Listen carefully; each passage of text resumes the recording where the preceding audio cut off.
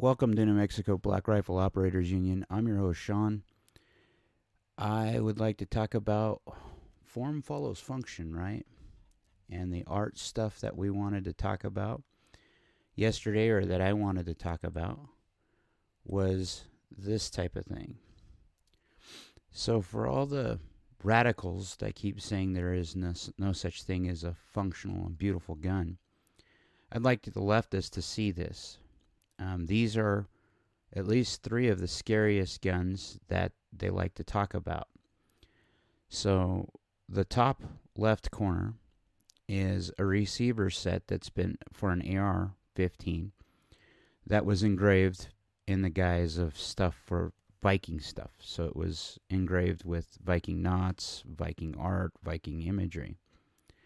In the upper right-hand corner, you'll see an AK-47 that was engraved and embossed for royalty. And in that same, right underneath that, is a Glock pistol that is engraved. I believe this one is actually an airsoft one that they did for testing to see if they could do the engraving in general. And in the bottom is a replica, or actually this is a Colt Single Action Army that was engraved. It was a Sears Special, but this isn't the Sears Special Colt Single Action Army. Now, why do I bring these guns up? With everyone trying to push for assault weapons bans, I thought it was time that some people saw some other side of the 2A that we've known about in the 2A community for years, but the rest of the general community doesn't. Art is a thing, and art in the 2A has been here forever. And if there's anything that leftists like, it's art. What I don't understand is their marriage to the AR-15, or trying to ban the AR-15, because it doesn't make a lot of sense to me why we would ban such a gun. Oh, there it is. Sorry. Trying to get rid of the blinking picture of me. So, why they would ban these guns? These guns actually have a lot of more functionality. So, why did I bring up the Colt Single Action Army?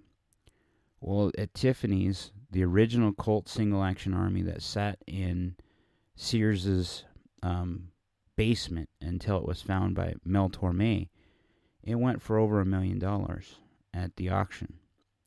So guns are an investment piece. This is one of those type of investment things. But this is also a legacy thing.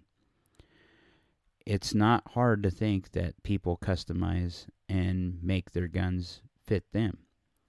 So why would it be hard to think that we'd actually been making art to make these functional pieces more beautiful?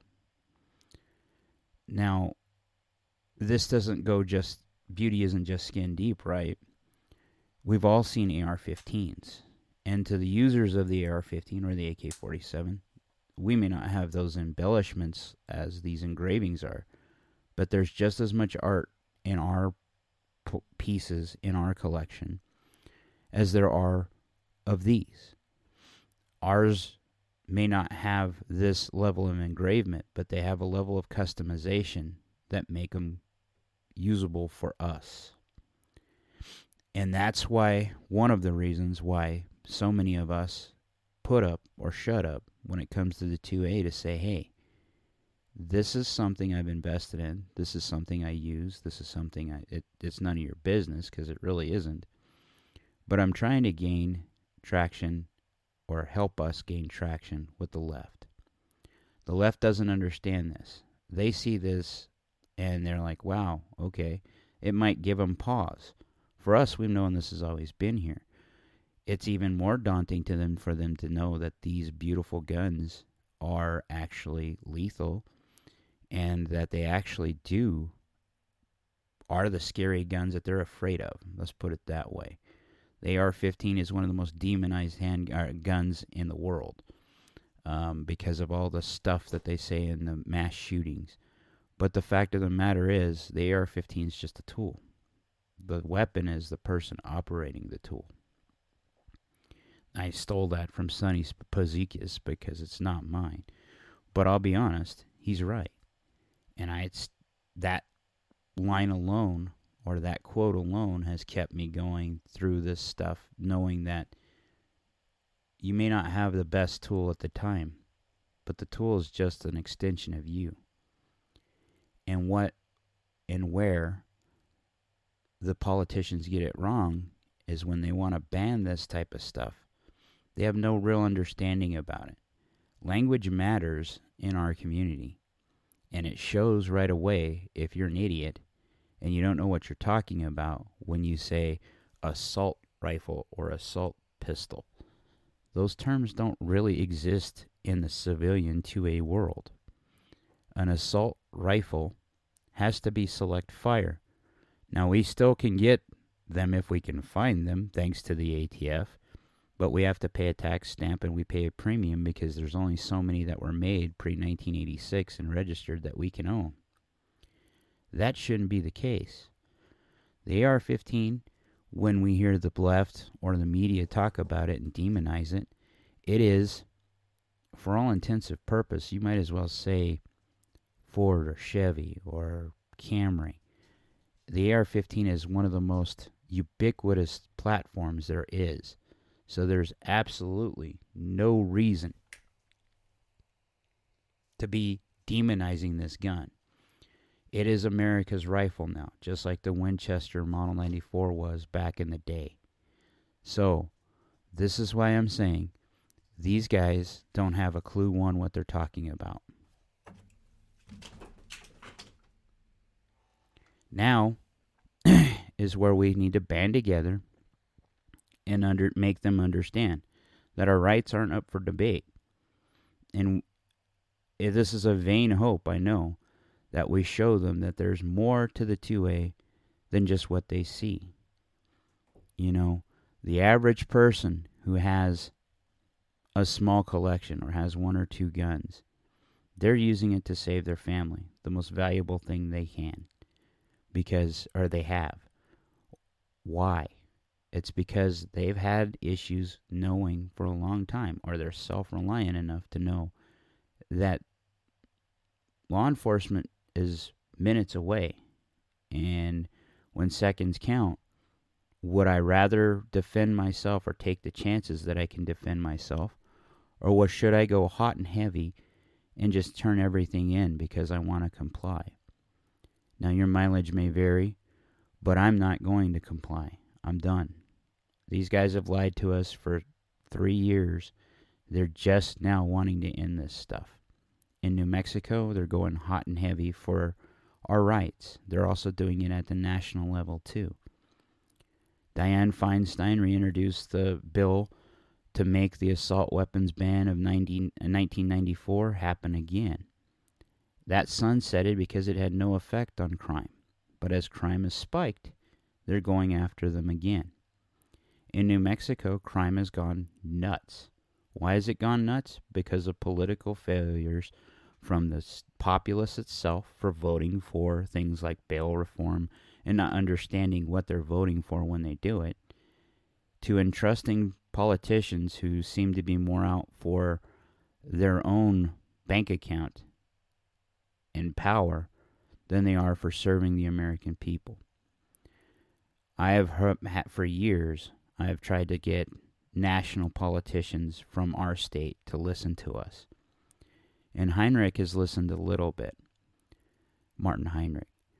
But by and far and large, when it comes to our politicians at the Senate and the House level from the state of New Mexico, they're party shills and they'll march in lockstep with whatever our governor says.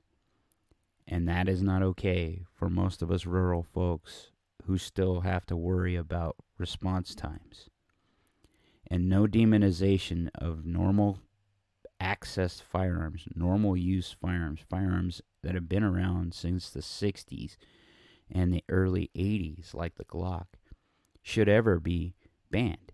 Because this is as close as we're going to get to something that is effective enough to stop a threat and the time it takes for law enforcement to get to us. The other reason why I show the single action army on this slide is the single action army for its day was the assault pistol that they're going after. It's the pistol that had more than one round.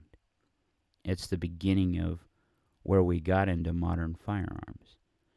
There's a legacy with all these firearms. Eugene Stoner's design, the AR-15, is uniquely American, uniquely still in service because of its utility, because of what it can do, what it brings to its end users.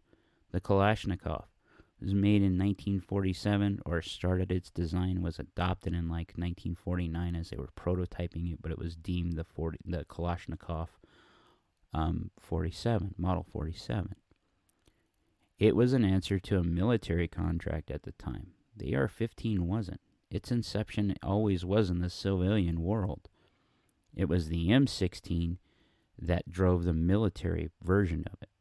But because it was such a handy, lightweight rifle and space-age material for its time, because it's using aluminum and it's not using solid steel castings or solid steel forgings to start the process of building the gun, it makes it easier to build or assemble, more specifically, in your own basement.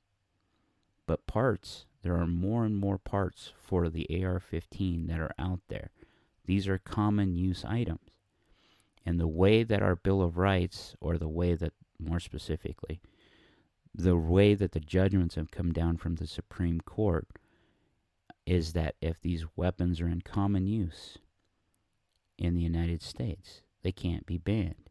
So why do politicians keep trying to do it? I ask you to show off people to people and advocate for the Second Amendment in the best way you can by showing them why you're willing to fight for it. You know, I have advocated for a long time taking a new shooter out who's totally terrified of guns. Don't take a group of them out, but take one at a time, make them feel comfortable, and get them shooting. See what they have. They may still hold the same beliefs, but more often than not, what I found in my own experience is that's not the case. They will definitely listen to you. They will definitely go after this stuff. And they will definitely start changing minds. And that's what we need right now, is we have to win hearts and minds when it comes to the 2A to stop them from encroaching on our territory, our rights. You know, we don't need to have Antifa riots or anything like that to show our 2A rights are ours. But if they keep pressing, they're pressing on the one society that will eventually have enough. Like, share, subscribe, Rumble, be great.